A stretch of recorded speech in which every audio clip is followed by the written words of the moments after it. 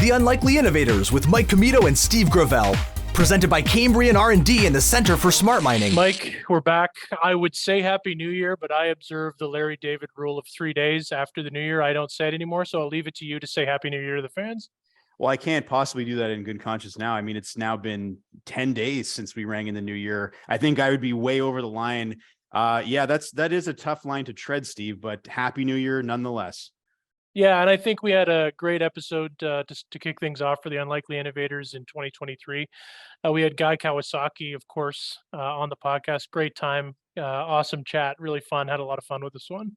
Yeah, no, it was a great conversation. I had been listening to Guy's podcast, Remarkable People, which again, he plugs it in the episode. We talk about it, but if you're not subscribing to his podcast, please do that. But listen to this episode first, and then go listen to his stuff. But yeah, he's lived quite the life, and we kind of talked a little bit about what he does as chief evangelist of Canva. But I think also just a lot of the stuff that he's learned along the way, different leadership styles and books he's read about business. We did talk about hockey and his passion for hockey, two things that him and I share. But honestly, just a fun chat. I think we could have spent the afternoon with him. We were great to spend the hour that we had with him. I think that was, we got spoiled a little bit with that. What did you take away from our conversation with Guy today? He had mentioned, the Venn diagrams of how he's well suited to do the podcast that he does because of his diverse interests. And that really resonated with me. I find that I end up having a very diverse set of interests. So, those questions to ask people who are very specifically oriented in their fields. And that really resonated with me, that he has that breadth of knowledge and interest. At least for myself, I don't necessarily have the depth in every one of those topics, but just the broadness of the interest in them is something that resonated with me. And it's obviously what makes him a good podcast host and a good author.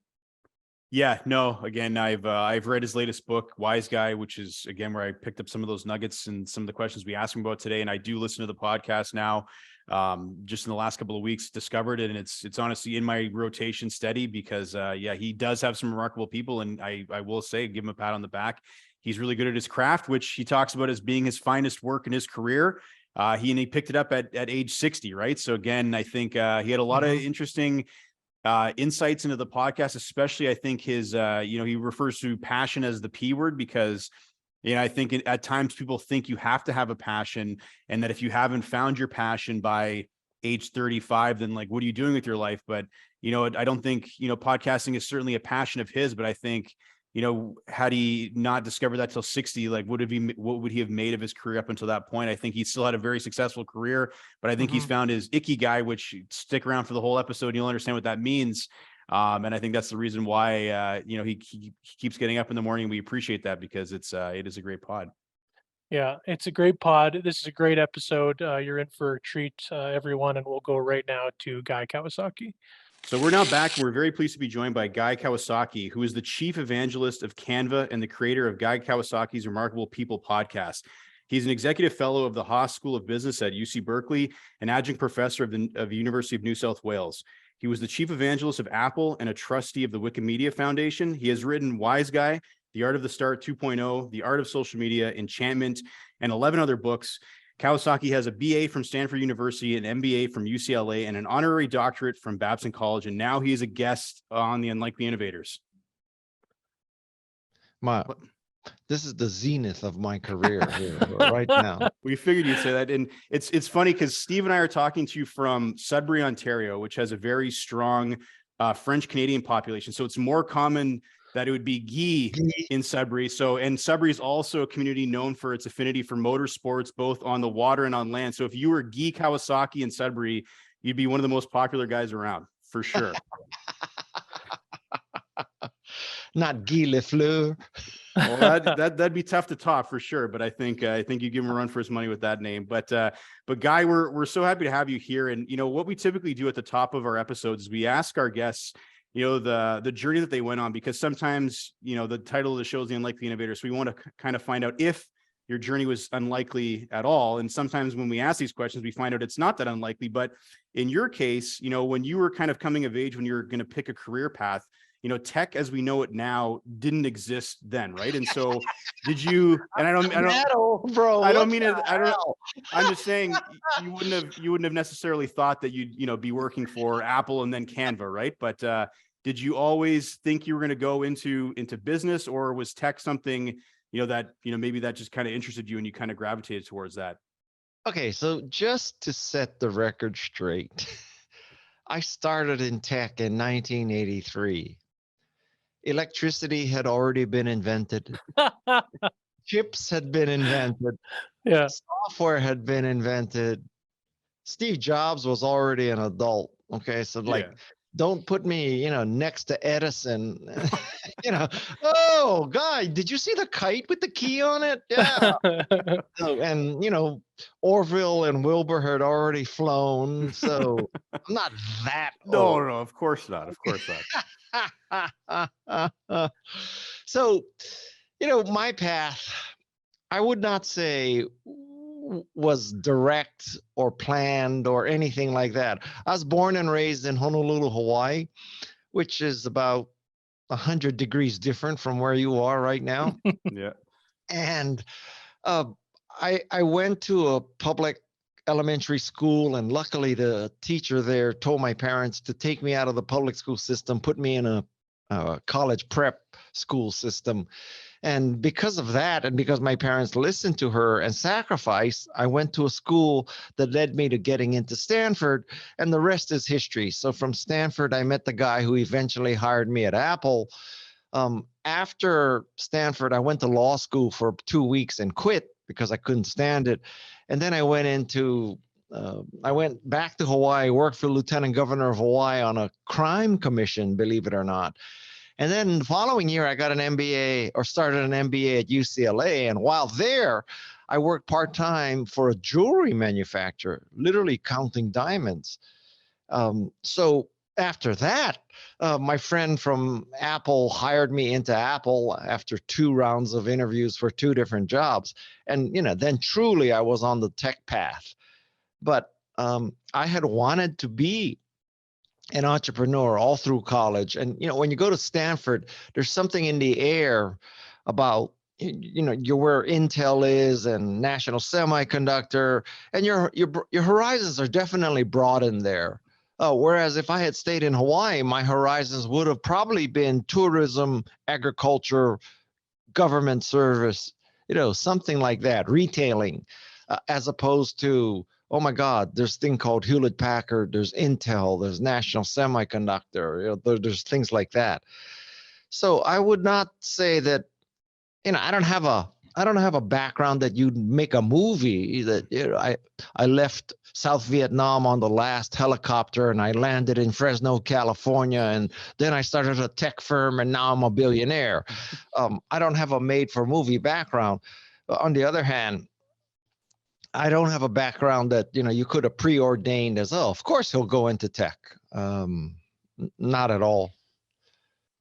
Yeah, and I'll apologize for Mike on unceremoniously incorrectly dating you. But I think what Mike was kind of getting at is like the sort of modern conception of what we think of tech. Uh, what most lay people see in like movies like The Social Network and companies like that are basically kids that meet in university and then start a company and then blow it up through investment.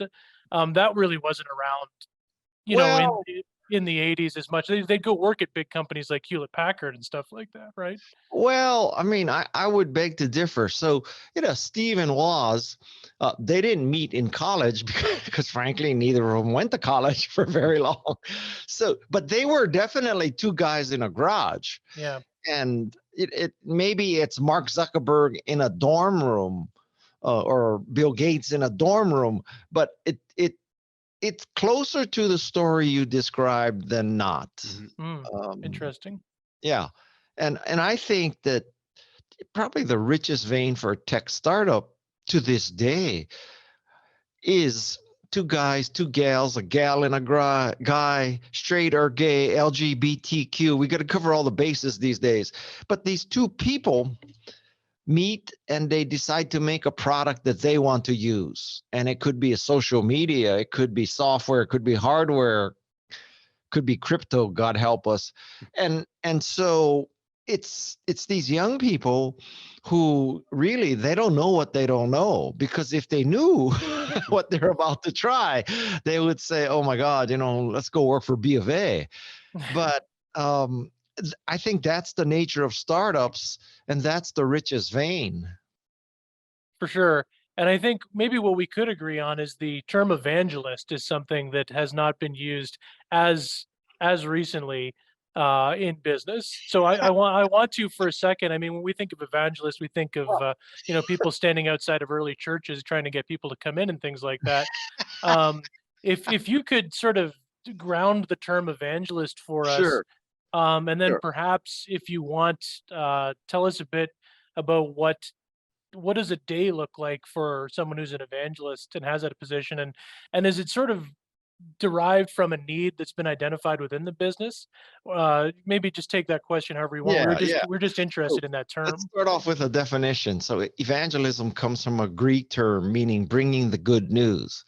So what an evangelist does is bring the good news. Now, there was Jesus, and he brought the good news of eternal life. Then there was a 2,000-year gap, and then there was me and Mike Boych who brought the good news of Macintosh making you more creative and productive. Today, I'm chief evangelist of Canva, which makes people better communicators by democratizing design. So the key here is that your product or service has to be good news. Now, not every product or service is good news for everybody. Don't get me wrong, but it has to be something that improves people's lives, right? So that's why I couldn't be an evangelist for Windows, because that doesn't improve people's lives. So anyway, so that's the crux of evangelism. Now you could make the case that it's the purest form of sales, because evangelists, they not only have their, personal benefit. Don't get me wrong, being an evangelist for Canva is very beneficial for me. It was beneficial for Apple. But the difference between, I think, evangelism and sales is that sales is often focused on only me. What's my quota? What's my bonus? What's my deal? Evangelism is also focused on the other person. So when I tell you to use a Macintosh, it's not just good for me. Well, it doesn't matter to me anymore, but it wasn't just good for me. It was good for you too, because you would be more creative and productive. Similarly, today with Canva, when I tell you to use Canva, don't get me wrong, it's good for me. But I also truly do believe it makes you into a better communicator. You won't have to, submit RFPs to get creative designs. You won't have to stand in line waiting for the design department to fulfill your needs. You can roll your own. And so it's good for both of us. Yeah, and I think my gosh, like when I was thinking about like what evangelism could mean, it's sales, and like there's a couple of different departments that you think of traditionally in a business that sort of fall under that. I mean, maybe even PR. Yes. If it's not just the person using Salesforce to track leads and conversions, it's much more than that, right? Yes. I mean, in a sense, in a perfect world, every employee would be evangelistic, whether it's the shipping clerk, the receptionist, or the CFO. And I think one of the mistakes you can make is to say, okay, so, Joe and Jane, they are the evangelists. The rest of us, we don't have to do anything. We can be inward focused. It's not true. I mean, it would be better if everybody in the company were evangelistic. Now, let's just make something crystal clear. People should not confuse the term evangelistic or evangelist with evangelical. Evangelical is a whole different world, especially in the United States. Yeah, no, I can imagine that. I wonder if we could, since you mentioned Canva, we really want to talk a bit about Canva because I mean, um, well, maybe if you could just talk about what makes Canva different than traditional sort of visual presentation and the presentation of ideas, and do you think that um, you know how we say like, "Oh, send me a deck." People often thought of using PowerPoint, and it Right. almost becomes a verb. Do you think Canva is and can be that verb sort of utilization at some point? Oh, absolutely. It probably already is. Yeah. So the design center of Canva is that there are a large number but limited, typical kind of graphics that people make. Presentation, book cover, Instagram, Etsy store. I mean, it's hundreds, but it's not millions. Okay. And so there are these design types. And the beauty of Canva is that, let's take a design type, 16:9 presentation. So for the 16:9 presentation design type, we have hundreds of templates already done with the background, with the font selected. And now all you do is change the text and put in your own pictures, and you're done.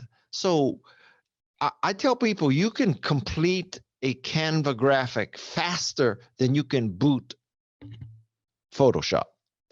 Because when you're presented with Photoshop, they stick you in a world that, okay, here's this whiteboard and it's surrounded by 50 tools, none of which you know what they do. And it's like, okay, have at it. It's like if somebody said, they drop you in the middle of a supermarket and they say, make me a meal. Well, that's absolutely possible. You can make a meal. I think the Canva approach is more like a home fresh or home delivery service, which is you open the box, there's already the turmeric, there's the celery, there's the hamburger, there's the bun, and there's the potatoes, and all, it's already there. Although that metaphor breaks down because you can kind of make anything this is why you got to be careful using metaphors on the fly. If you were to use I don't know, first of all, I don't know if Canadians know what home fresh is, but there's these meal delivery services, right? Already everything's cut and put in and you just take it home and assemble.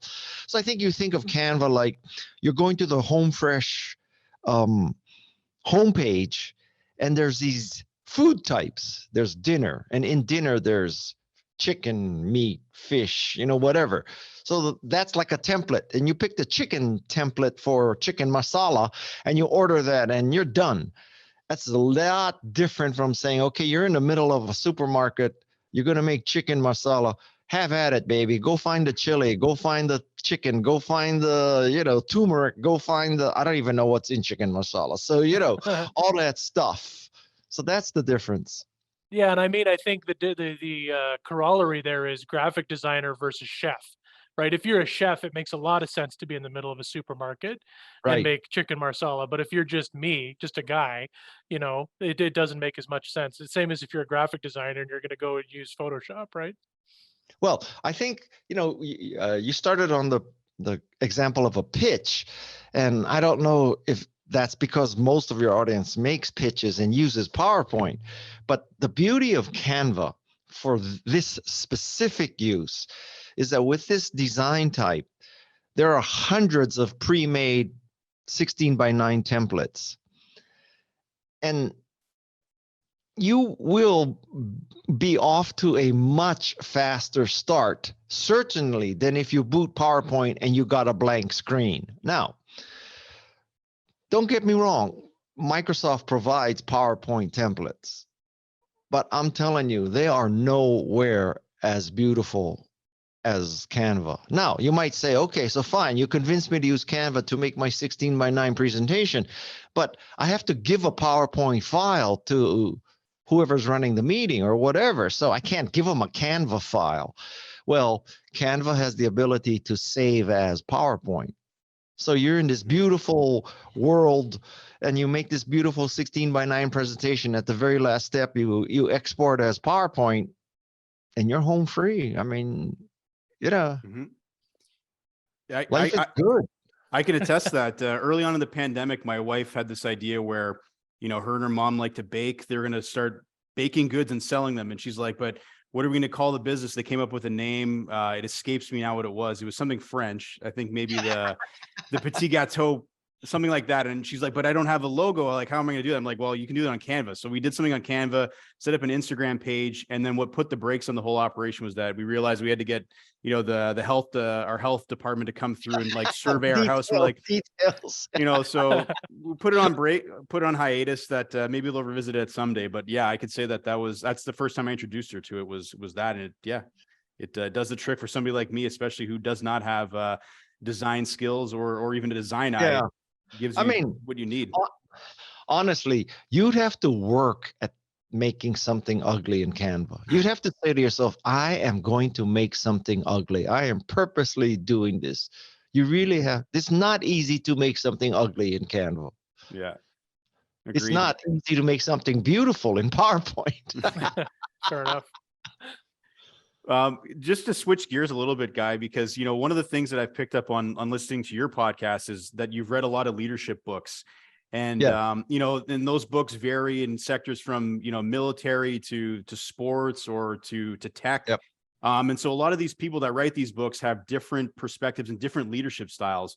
So in your mind, there's obviously different philosophies, but in terms of leadership styles, do you believe in a one-size-fits-all approach, or do you believe it kind of comes down to the individual and how they lead might not work for another person, but it Oh, works for them? I mean, it I think that's one of the challenges of leadership is that there's almost an infinite variety, right? So it depends on the industry, it depends on the age of the company, it depends on really even the geographic location. I mean, there's stuff you can get away with in Canada that you cannot get away in, America. Um, and it depends on your personality. There's so many variables, and I think one of the challenges for any business book of any topic is that this is not science, right? So in a perfect world, there would be science. So you would take two identical products with two identical executive teams in two identical markets, and you would only change one variable, and you would test the null hypothesis. Good luck with that. I'd like to see how that's done. So what you have is a bunch of business books, mine included, that are, I use a negative term, but they are tainted by our experience. So let's take an extreme example. If you work for Apple and you work for Steve Jobs, you would tell people the key is the quality of the product. If you have a good product, everything else is easy. Marketing is easy. Evangelism is easy, et cetera, et cetera.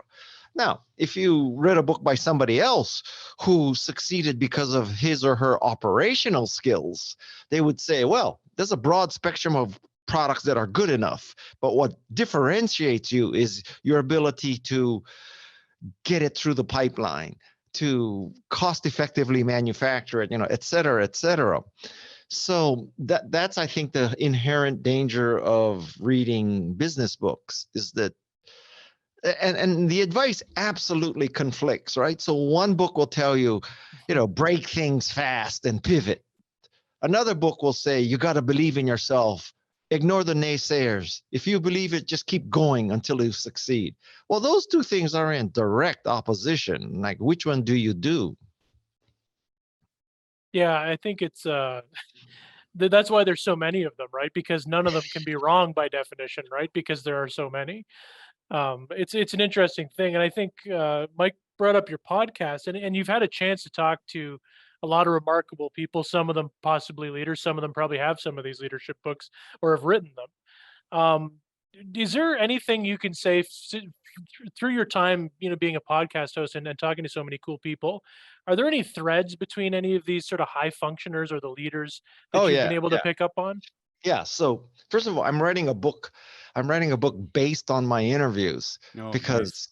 I mean, honestly, I think in modern times, I mean, like 2010 on,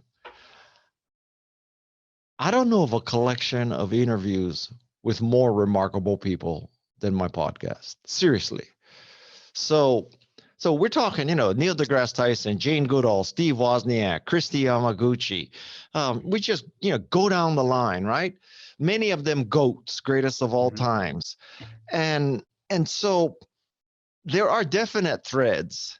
So one thread is that you can only connect the dots looking backwards, which means that the optimal strategy, I think, is you got to draw a lot of dots when you're young because you don't know what's going to connect. And if you think it's as simple as, okay, so you're born, you do your you have your instructional DVDs that focus your brain as a toddler, and then of course you take calculus at age 5 and you start a foundation at age 10, and then you go to an Ivy League school. not to say that Canada doesn't have great educational institutions, but I'm an American, okay? And Yeah. so, so you go to Yale, and by the way, you're also a concert level violinist. And then you go to Harvard Business School. It's just not like that. And so that's one thread. You got to paint a lot of dots. Another thread is that you have to seize opportunities that you don't know what it's going to turn out to be. And I think one of the best examples of both of these is Jane Goodall. So Jane Goodall got her job in Africa, not because she had a PhD in zoology, but because she had secretarial skills. And the Leakey organization lost a secretary and needed a secretary. And there was Jane. So, I'm not suggesting that in order for you to be remarkable like Jane Goodall, you get secretarial skills. But what I am saying is you just never know. And what's important is not how you got into the Leakey organization. It's what you did after you got in the Leakey organization. And that is a very important lesson, because I think many people think, oh, yeah, this is a straight, obvious path. I get this education, I get this job, and this leads to remarkableness. It's not true. It's almost random. Yeah, it's funny, not to plug our own podcast, but you're on it. We'd interviewed Peter Mansbridge last year, and that's somebody who got his start because he was a baggage handler at the Churchill Airport in Manitoba. And one night he had to go on the intercom and make an announcement, and somebody heard his voice, got a job doing like nighttime radio. And then from there, obviously he went on to be like one of the most famous broadcasters in Canadian history. But wow. Right place, right time. And obviously he wasn't a trained journalist at that point in his career, but he made the most of that opportunity. And obviously the rest is history. Yeah. I mean, and I think that kind of story is the norm. Mm-hmm. I think the rare example is this carefully crafted rifle shot planned approach. I can't think of one, as a matter of fact, right now. Yeah, well, they end up being very good mid-level managers, right? The people who've done Yeah. everything very, very succinctly. Just while we're on the topic, one of the things that we found through the remarkable people that we've had on our podcast so far is a sense of musicality. A lot of people who are interested in music and have music skills often become these very sort of high-functioning folks, and I'm sure Huh. there's literature on that, right? But it makes a lot of sense. Yeah, I must admit, that is not something that's come up with me. I've had child prodigy violinist on my podcast. She had a Stradivarius stolen from her. It's a whole story about how her Strad was stolen. It's a great story. Very, very interesting. Yeah, I can't tell you that. Like, I don't know if Jane Goodall can even hum a tune, or Neil deGrasse Tyson. I admit I have not explored that. Yeah, you never know. And I mean, because in some of the people we've talked to, it just kind of comes out, and we don't have questions about music, and it just so happens that as they kind of talk, it's like, oh, you played drums, and I played bass, or they sang, or they did whatever. And it's just kind of not everybody, but it's kind of becoming a bit of a correlation there. So we'll have to explore that a little bit more. But I think that maybe the big lesson we can draw from this is that remarkable people have diverse interests. They're not just Yeah. a primatologist.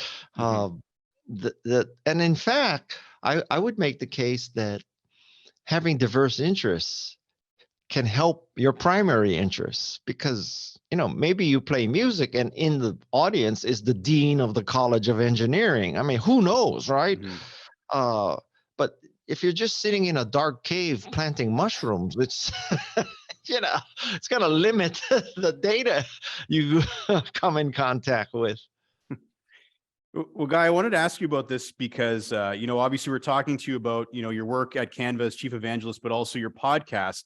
So as someone who has a pursuit outside of work, which is with podcasting, and of course you have other pursuits as well, but how important is it in your mind to have a creative outlet outside of work that can still help you in your career, even if it's not directly related to the field that you're in? Well, this is a tricky question, because I'm not going to sit here and tell you, in order for you to be successful, you must have a creative outlet. And then everybody listening is going to say, oh shit, I have no other interest, but now I'm going to take up the violin. I mean, that's not what I'm saying. I'm not, it's not, I cannot scientifically prove that there's causation there. But I will say that, remarkable people are smart and high energy. So they're going to have, I don't think you could prevent them from having outside interests and outside passions. And I would strongly encourage people that, when something interests you, you should scratch that itch. And in fact, I use the P word, and I seldom do, but this concept that, you have to find your passion. And oh my God, you're 15 years old. You haven't found your passion yet. What's wrong with you? So I found my passion for podcasting at 64. I think my podcast is the best work I've ever done in my career.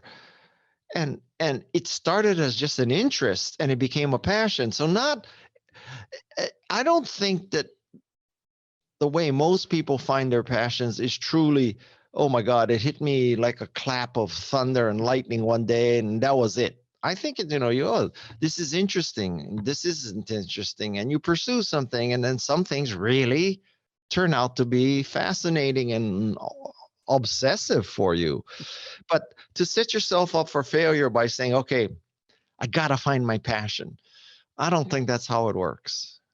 You just have to have your eyes open and, like I said, draw a lot of dots. And one of those dots may turn out to be, a circle, and that circle is ever expanding. Yeah, you don't want a bunch of people after hearing this to start scheduling their time for their side hustle that they love so much, right? It should be a bit more organic than that, right? Yeah, I mean, you could make the case that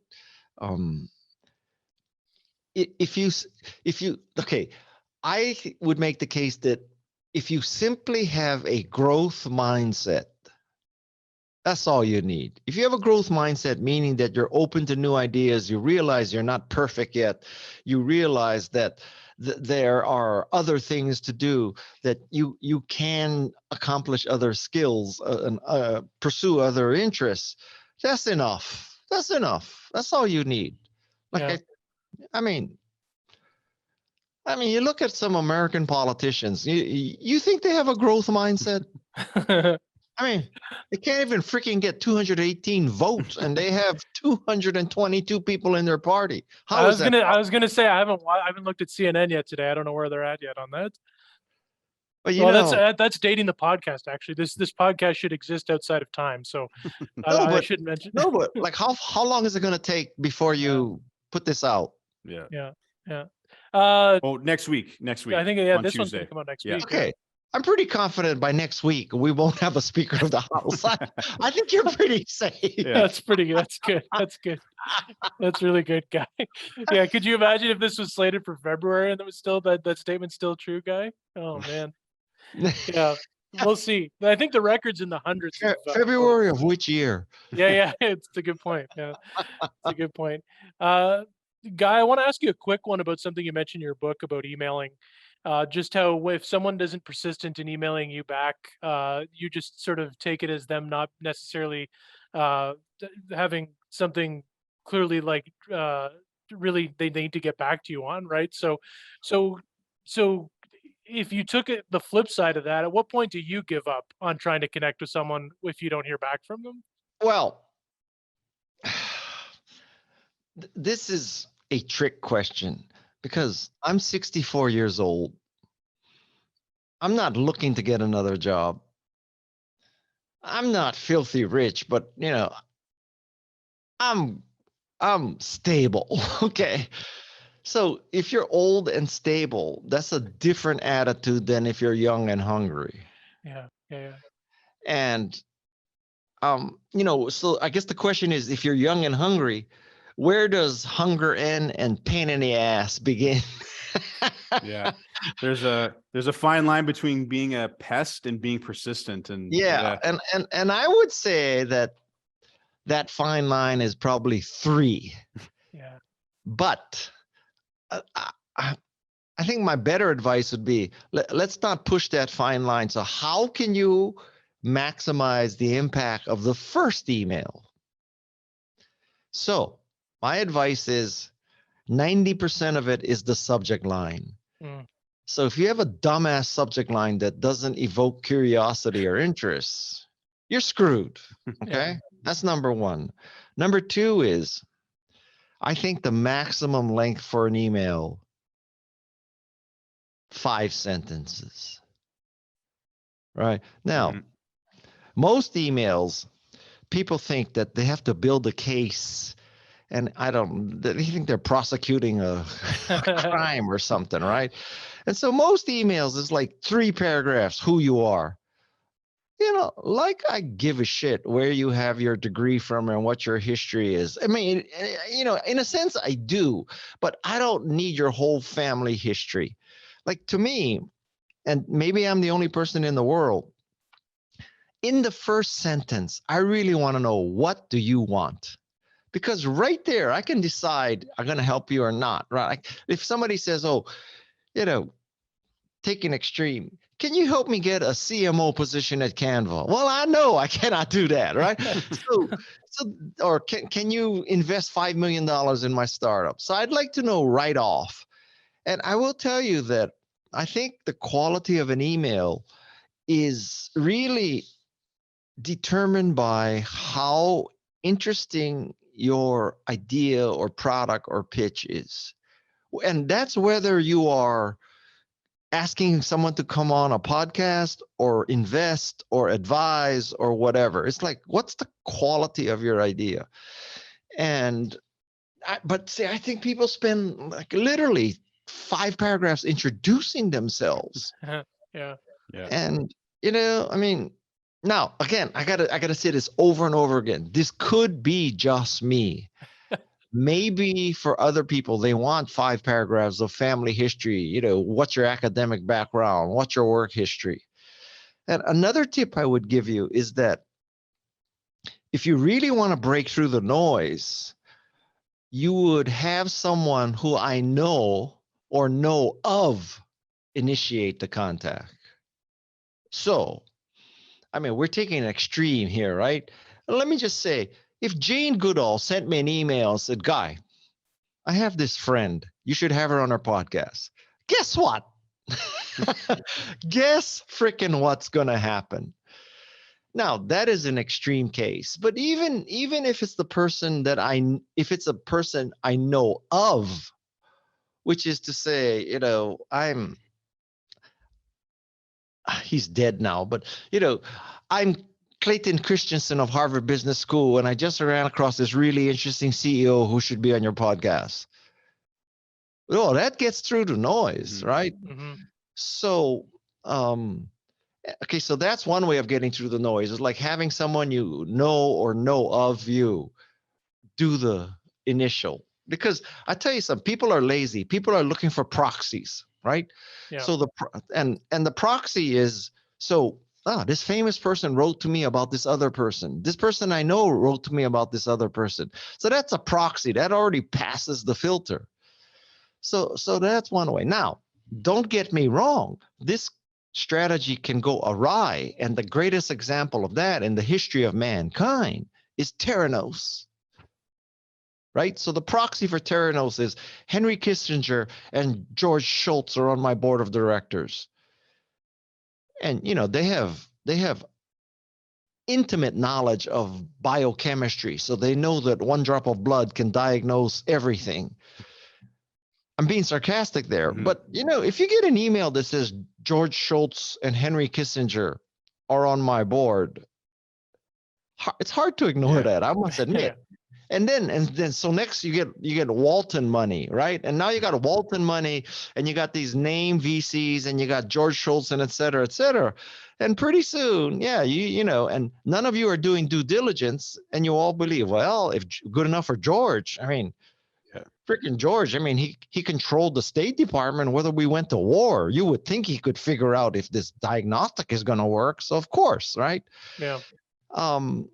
So that's the danger of what I just suggested. And another tip I would have for email, we could spend the whole podcast on email. Another tip I have for email is, for crying out loud, do your research, right? So if you write to me, you should know that I think my podcast is my best work. You should know that I love surfing. You should know that I worked in the Macintosh division. So all of these are entry points, right? So I'm from Canada, and I'm a longboarder in Torfino or in Vancouver or wherever the hell you guys in Canada surf, and whatever. Or I just listened to your podcast, and I'm from Canada, so I know who Chip Wilson is, the founder of Lululemon. Okay, so those kind of things, it just signals to me this person did some work. They know I'm into surfing. They know I'm, interviewed Chip Wilson. They know, they know that I used to love hockey, et cetera, et cetera. They should look for proof points that they did the work. Mhm. I can't tell you how many emails I get where the mail merge didn't work, and it's like dear brackets first name, right? Delete.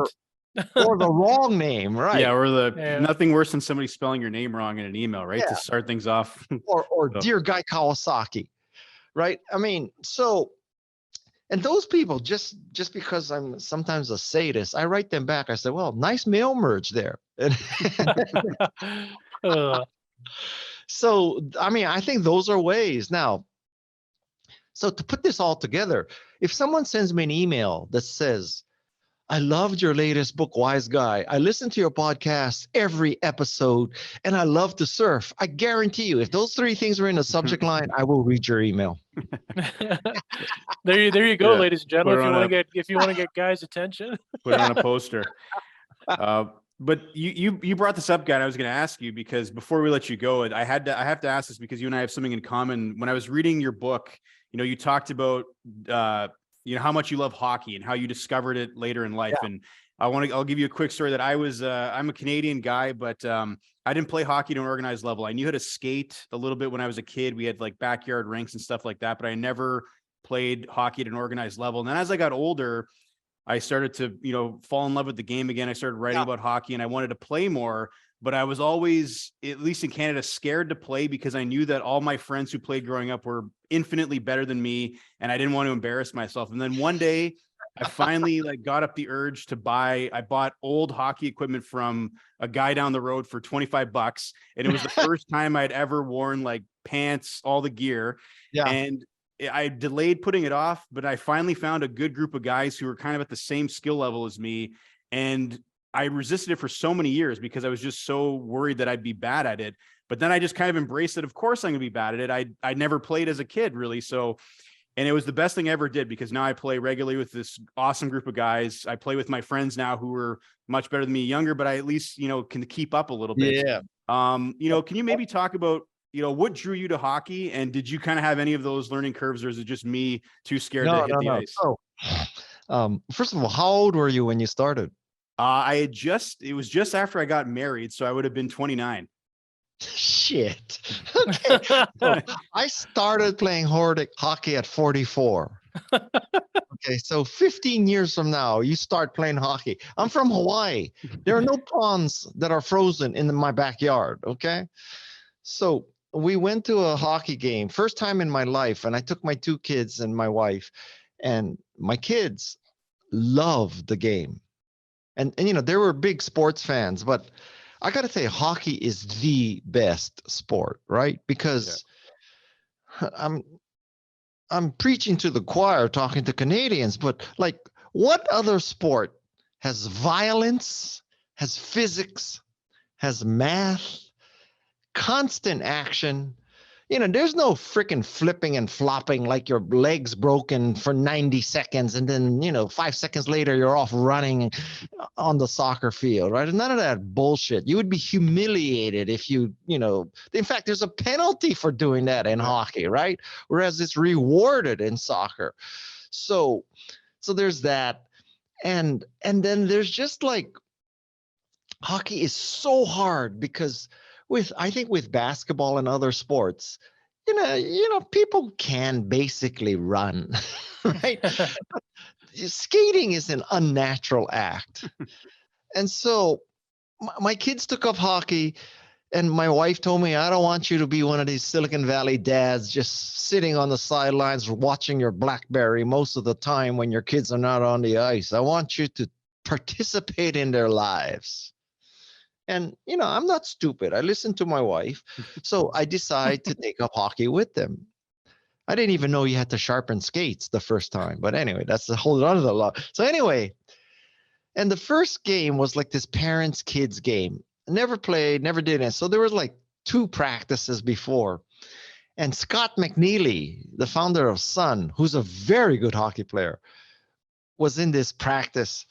And I tell you, I stepped on the ice and it was like a religious experience. I mean, this was a sport that was so beautiful. And so I was playing hockey 3 or 4 times a week. I set up a sport court in my backyard, and I think I took literally thousands of practice shots. And I had a great wrist shot, let me tell you, okay? And so, and it was, it's just like, it's kind of, maybe it's my Japanese DNA. So, you have this stereotype of Japanese people, and like the samurai, he'll practice pulling out his sword 1,000 times a day and practice, some kind of sword maneuver 1,000 times, right? That's like the Japanese DNA. Well, that's what I did with the wrist shots. And so the whole thing appealed to me. And I just loved it. I would go on business trips to Canada, and I played in Vancouver. I played on the ice at Ryerson in Toronto, and I've played with a lot of ex-NHL people who just fed me puck after puck after puck. I mean, Yeah. I played at Ryerson with Eric Lindros.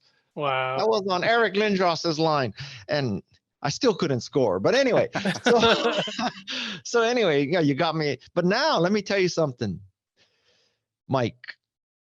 If you think hockey is a great sport, you should try surfing. Oh my God. I'm telling you, surfing is, I hate to say, I think surfing is even more interesting, and it's harder because with hockey, more or less, the ice is ice. I mean, there can be better quality ice, but it's not like a changing wave. Okay.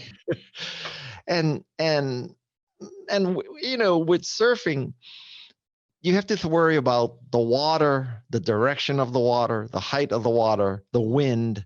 You have to worry about every other kook out there. You have to worry about your board. I mean, there's a lot of variables. Hockey has a lot of variables too, but surfing is a whole new world, man. And so I encourage you. I took up surfing at 60. So you have another 30 years of rest. Yeah, no, I think I could do that. It's funny because like my wife and I honeymooned in California, and we spent a few days like in Venice Beach, and there was always this guy who had surfing lessons on the beach, and every day we're like, we'll do it tomorrow. And then we eventually left and we went somewhere else in California, and we always talk about how like we should have done it because like when are we going to be out there again? And I hope to go back some point, but haven't crossed that off my list just yet. But let me give you a piece of advice here. So you take that surfing lesson, you will get up, you will surf that day. I mean, unless you're a total klutz, but if you play hockey, you have enough balance to surf. I guarantee you. I'm living proof of that.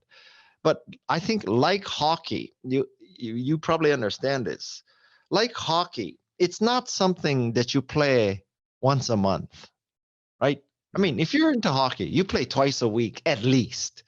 Surfing is the same way. You're not going to get good, and you're not going to really have a good time until you surf a lot. So it ain't going to happen in Ontario, okay? Yeah. You're going to have to move to Vancouver or California. That's just the way it is. I'll tell you, there's one thing I will say about Ontario and surfing. There is a subculture of, if you think the people in Hawaii surfing are kooks, these are even bigger kooks because they go when the November winds are on the Great Lakes, and they wear the dry suits and they go out there when there's actual Well, Waves big enough to surf on the Great okay. Lakes. It's unreal. Okay, wait. So just so you know, so you don't make this mistake, the term kook is applied to someone who's clueless about surfing and is, wearing the goggles and the helmet and the GoPro helmet, the GoPro camera on the helmet, and is I surfing see. on a foam board and going out when he or she should not go out because it's dangerous. What you just described is a hardcore surfer. Somebody who'll surf on the Great Lakes in -20 degrees is not a kook. No, they may be insane, but they're not a kook. They're not a kook. That's not a kook. Gotcha. I didn't know the term was that specific. Yeah, I don't want to be racist, but this is happening in Canada, so I don't care. I would say that, and I'm Asian, so I can say this. Most kooks are Asian, really, really. Statistically, we may represent 15% of the people in the water, but we represent 80% of the kooks. That's a funny Venn diagram. Listen, Guy, you've been so generous with your time, and we had a lot of fun, and we want to thank you for joining us.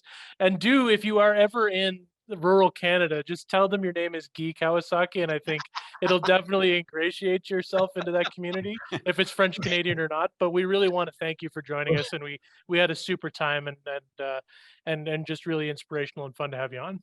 Well, we'll just go have maple syrup and donuts. I had some maple syrup this morning. You see? Yeah.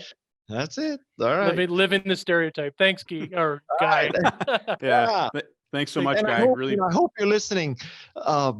If I may plug my podcast. Of course. Okay. No kidding. My podcast is the best work I've ever done. And this podcast is 90% the guest, 10% me. It's not me trying to dominate the conversation at all. And the whole point of this podcast is to help you be remarkable. It's not about me.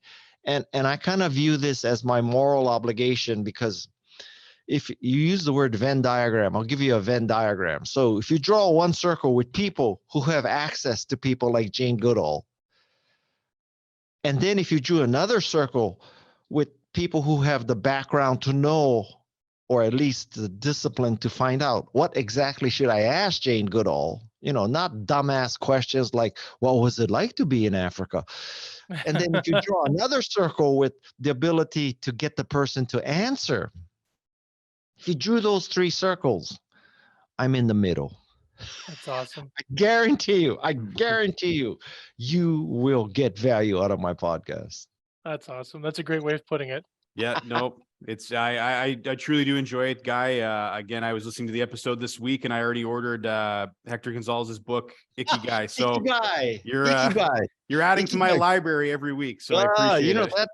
That book changed my life, because is there a time limit here? So anyway, no, not really. A long time ago, my wife made me read a book called If You Want to Write. And I was a writer, so the title suited me. But take any creative endeavor and substitute it for the word write. So if I want a podcast, if you want to make movies, if you want to, be a programmer, whatever, this book is for you. So that book has shaped my life. And then about 3 months ago, I read Ikigai, and it's Ikigai. It's not Iki and Gui. Okay. So Ikigai is this Japanese concept of your sort of life calling, like what makes you get up in the morning, ready to face the world, and indeed anxious to face the world. And so my Ikigai is podcasting. Some people's Ikigai could be making the best skate, or the best maple syrup, or or saving the earth. I mean, I don't want to give the impression that Ikigai has to be this lofty thing. It can be, you could make the best chili, that could be your Ikigai. God bless you.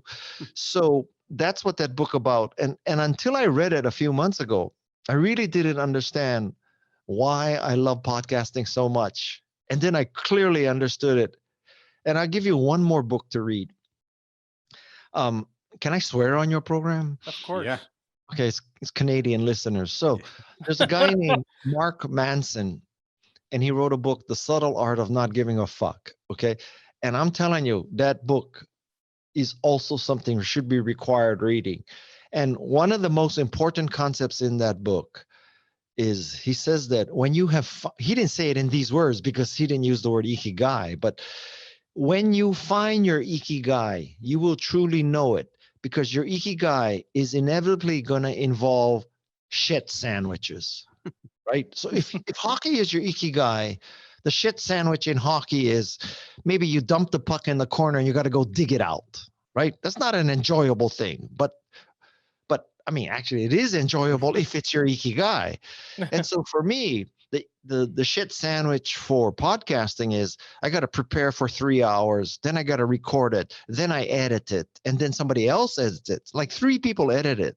Yeah. And so this is like, if you're a writer, the shit sandwich is you have got to edit. Yeah. It's not about, the words just flow on the page. You got to dig it out. And so if you find that you love editing, or you love editing podcasting, or you love digging the puck out of the corner, when you know that you found shit sandwiches that you love, you're probably doing what your ikigai is. You got to love your shit sandwiches. Yeah, I look forward to reading it, because I feel like after listening to that episode, like I think I know what it is. I think it's writing. I think it's a writing with focus on hockey, because the shit sandwich is always transcribing the interviews that you have, because it's the longest part to get to the part where you actually get to write. But I love it because it leads to those stories, right? So yeah. So you edit your transcriptions? I'll put them on my computer, listen to them, and then like manually type them in. Okay, that is a shit sandwich. Yeah, and I know that transcription software exists, but for some reason, I don't know, maybe if it's the sadist in me, but like I like to go back and do it. I mean, there's times where you curse yourself that the interview went on for an hour and a half, and now I have to transcribe it, which typically takes twice the length of the interview. So now you're typing for 3 hours. But believe me, I know your pain. But at the end, the payoff is the story that you wanted to tell. So yep. Do you use something called Descript? Do you know what that is? No. Oh man, I'm about to change your life. Yeah. And in exchange for changing your life, I want you to tell every one of your subscribers they must subscribe to my podcast. That's the deal. Okay. We'll do that. So what Descript does is you upload your audio. Descript then transcribes it. Okay. But this is not for the sake of getting the transcription, which you can get. The sake of it transcribes it. And then you can do things to the text you can edit the text to edit the audio. Oh. So I'll show you a use case. So let's say you interview somebody and he's not as articulate as I am. And he says, and well, and and geez, let me think about that. So he uses a lot of filler words. All right.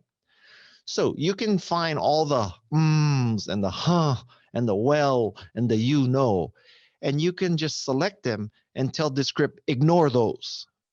And then when you listen to the audio, they're all gone. Oh. So let's say you ask me, like, what was it like working for Steve Jobs? And I go, well, geez, I thought about that a lot. Yeah. Well, it was a shit sandwich that I loved. And of all that text, all you care about was you want the podcast to say, Guy, what was it like working for Steve Jobs? And all you want your listener to hear is, it was like eating a shit sandwich. You don't need all the ums and ahs and wells and all that. So you select all that text and you tell Descript, ignore all that bullshit. Just play, it was like eating a shit sandwich. And so this is a way to edit your podcasts in text, as opposed to trying to move your needle back and forth. Oh, let me grab that section where he says, which is very hard doing it, right? So Descript will change your life. That's a game changer for us, I think. We'll check that out. I will check that out. We will check that out for sure. You are going to salute me. You're going to nominate me for Canadian Podcaster of the Year when you try. There you go. Well, that Okay, was overtime with Guy Kawasaki. So thank you so much for that. And again, awesome to chat with you today. Really How fun. come the two of you never said A once? Uh, think we deleted them with the script. I think. That's what it is. Okay. Awesome. Thanks so much, Guy. Take Appreciate care. it. Bye-bye. Okay, take care. Take care. You know, I'm just thinking now about I meant to ask him what style of hockey player he was, or if he still is playing hockey regularly. He did divulge that he has a great wrist shot. So Probably a winger. yeah, so he's not like me, which is I've realized over the years that, like, obviously I don't have good hands. So like my thing is I just go straight to the net, and by happenstance, maybe I'll get the puck on my stick, or Chip maybe in. I won't flub it and it'll go in the net. I'll just create some chaos and it'll go in. And that's usually how my goals are scored, is in the blue paint. And they're what they call the garbage goals. But hey, a goal is a goal. Well, I wonder if he didn't score on Eric Lindros's line because Eric was parked in front of the net as he usually is. Well, I was He's going to probably say, getting yeah, all those garbage goals. he had to feed Eric Lindros the puck, and maybe that's why it didn't happen. But I'm sure That's he would have right. picked up plenty of assists playing on Eric Lindros' line. You're getting points no matter where you are, right? Yeah, and I think this was a great way to kick off 2023 for the Unlikely Innovators. I think Guy is definitely a podcaster to look up to for us, and if we can get a modicum of the sort of success that he's had, it'll be a job well done for us. But we have a really good year of guests lined up for you guys, and we hope that you enjoy this journey as it continues for Mike and I. Absolutely, and I will fulfill my my promise to Guy, which was that after divulging the scribe, so that I could we can make our lives easier with podcasting, with writing. Go subscribe to Guy Kawasaki's Remarkable People. You won't regret it. It's a great podcast. I don't say that as an ad man. I say that as a listener. So check that one out. But also subscribe to the Unlikely Innovators if you're not already subscribing to that. Give us a rating if you want to. But otherwise, we give you new episodes every week. So please be sure to come back, because it's a treat for us to get to talk to people like Guy, but it's an even bigger treat to give you those conversations. And with that, we'll see you next time on the Unlikely Innovators. Happy New Year. The Unlikely Innovators with Mike Comito and Steve Gravel. Presented by Cambrian R&D and the Center for Smart Mining.